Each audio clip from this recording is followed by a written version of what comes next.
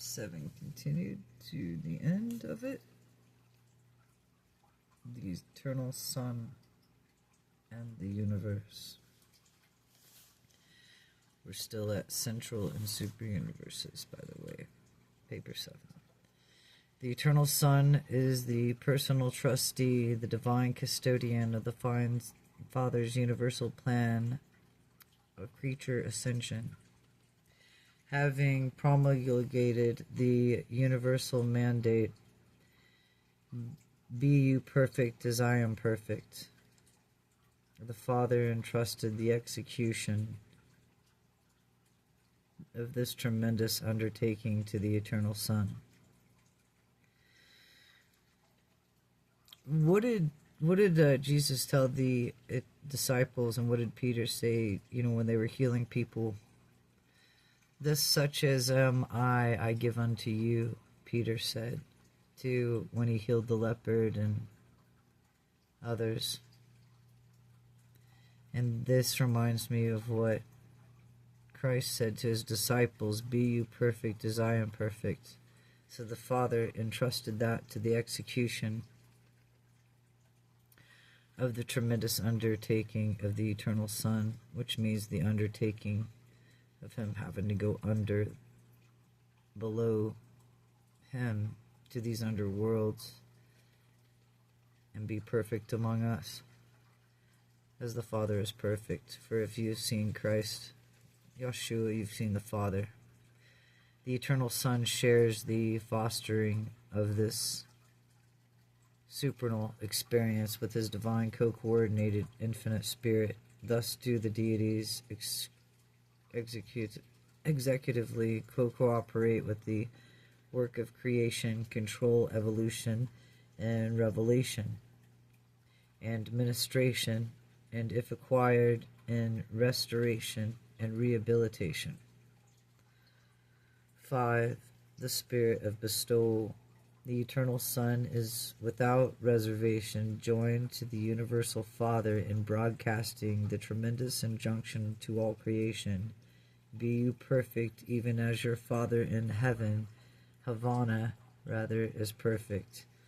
And ever since that invitation, command has motivated all of the survival plans and the bestowal projections of the eternal Son and his vast family of co-coordinate and associated sons.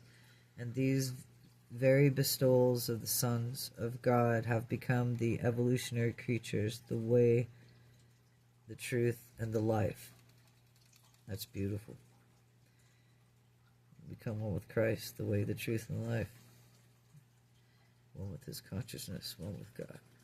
The eternal Son cannot connect directly to the human beings as does the Father, though the gift of the proposal thought adjusters. But the eternal Son does draw near the created personalities by the series of downstepping graduations of the divine sonship until he is enabled to stand in man's presence and at times as himself. The purely personal as of the eternal Son is incapable of fragmentation. The eternal Son ministers as a spiritual influence or as a person, never otherwise. The Son finds it impossible to become a part of the creature experience in a sense that the Father adjuster participates therein, because the Father participates from the inside of the human out. But in the eternal Son compensates this limitation by the technique of bestowal when he came here to live among us. What the experience compensates this limitation by the technique of bestowal, what the experience of fragmented entities means to the universal Father, the incarnation of experiences of the Paradise Sons mean the eternal Son. The eternal Son comes not to mortal man as the divine will, thought adjuster indwelling the human mind, but the eternal Son did come to mortal man of URANTIA when the divine personality of his son, Michael of Nebadon, incarnated in the human nature of Jesus of Nazareth. To share the experience of created personalities, the paradise sons of God must assume the very natures of creatures and incarnate their divine personalities in actual creatures themselves incarnation. The secret of the Scenarington is the technique of the sun's escape from the otherwise all-encompassing fetters of personality absolutism. Long ago,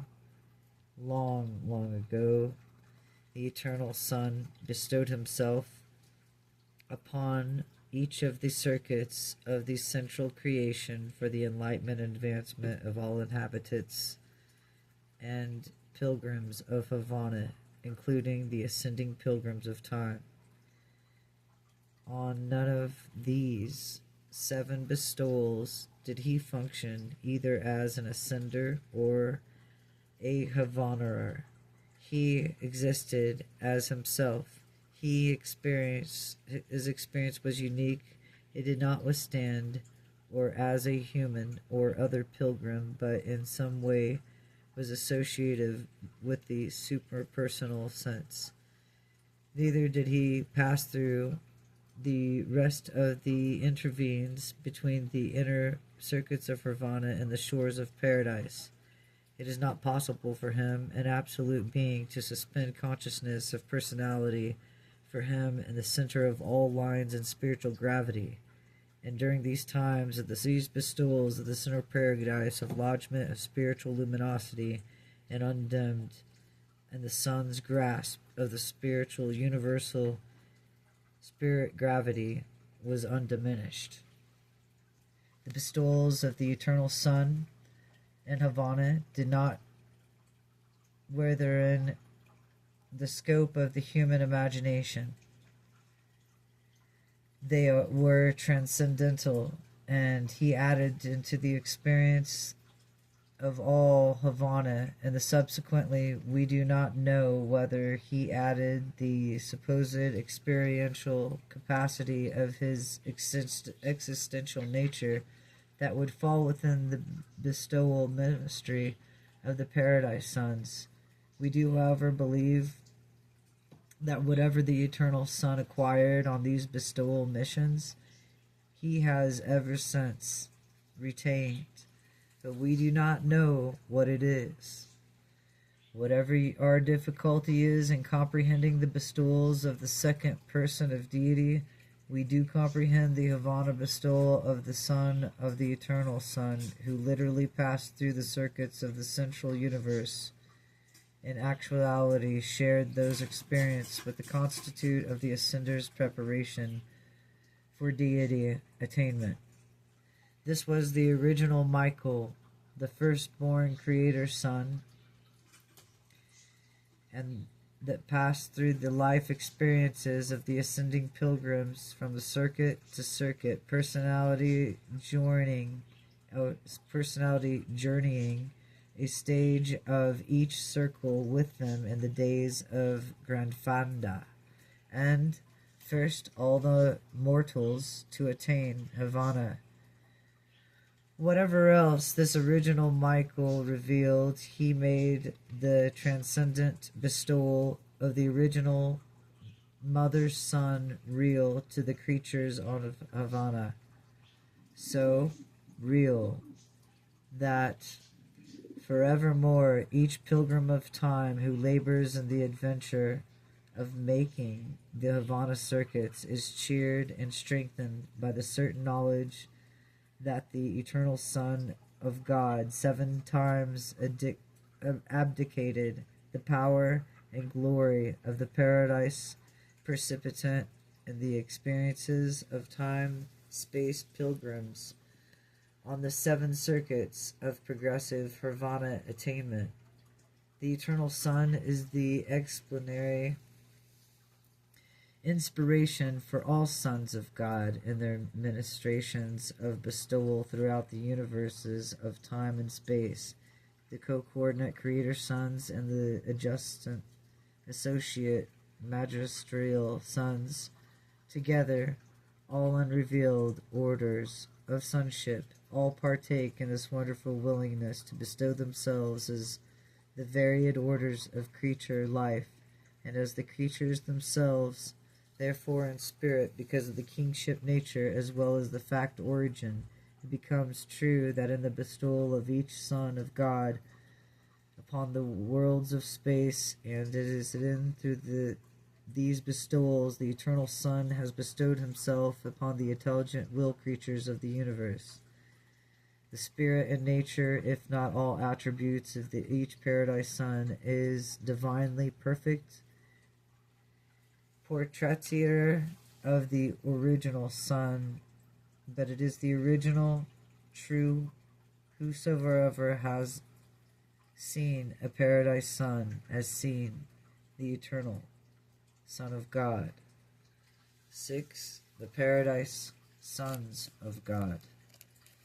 The lack of knowledge of the multiple sons of God is a source of the great confusion on URANTIA, and thus the ignorance persists in the face of such statements as the record of conceive and conclave of these divine personalities.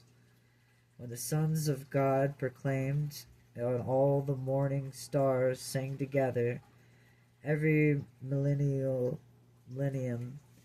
of sector standard of time and various orders of the divine sons far gather in the periodic conclaves. The eternal Son is the personal source of the adorable attributes of mercy and service, which so abundantly characterizes all orders of the descending sons of God as they function throughout all creation and all divine nature. It is not all infinity of attributes. The eternal Son unfailingly transmits to the paradise sons, who ought to go out from the central aisle of the universe to reveal his divine character to the universe of universes. The original eternal Son is the offspring person of the first, completed, and infinite thought of the universal Father. Every time the universal Father and universal Son jointly project a new, original, identical, unique, and absolute personal thought, that is the very instant this creative idea is perfectly and finally personalized in the being and personality of a new and original Creator Son in the spirit nature. Divine wisdom and the co-coordinate creative power, these Creator Sons are potentially equal with God the Father and God the Son. The Creator Sons go out from the paradise into the universes of time, and with co-coordinate and the controlling creative agencies of the third source and center, complete the organization of the local universes of progressive evolution. These sons are not nor they concerned with the central and universal controls of matter, mind, and spirit. Hence, therefore, they are limited in their creative acts by the pre-existence priority and the primacy of the first source and center. And his co-coordinate absolutes, the sons are able to administer only that which bring them to the existence, absolute administration, an inherent priority of existence, and it's inseparable from eternity presence. The Father remains primal in the universes. Much as the Creator Sons and the personalized Father Sons, so are the magisterial sons, personalized by the Son and the Spirit. These are the sons who, in the experiences of the creatures and incarnation, earn the right to serve as the judges of survival in the creations of space and time. The Father, Son, and Spirit unite to personalize the versatile Trinity teacher sons who range the grand universe of and as the supernal teachers of all personal and human and divine and numerous orders of the paradise sonship that has not been brought to the attention of URANTIA mortals. Between the original Mother, Son, and the hosts of paradise scattered throughout all of creation, there is a direct exclusive channel and communication channel with those who function as the inherit and the quality spiritual kingship, which is it unites them in bonds or near absolute spiritual association. This intersonalship circuit is different from all the universe circuit and spirit gravity, which also centers in the person of the second source and center.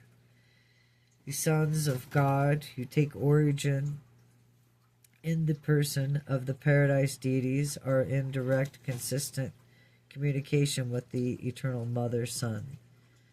And such communication instantaneous, it is independent, time, and sometimes conditioned by space.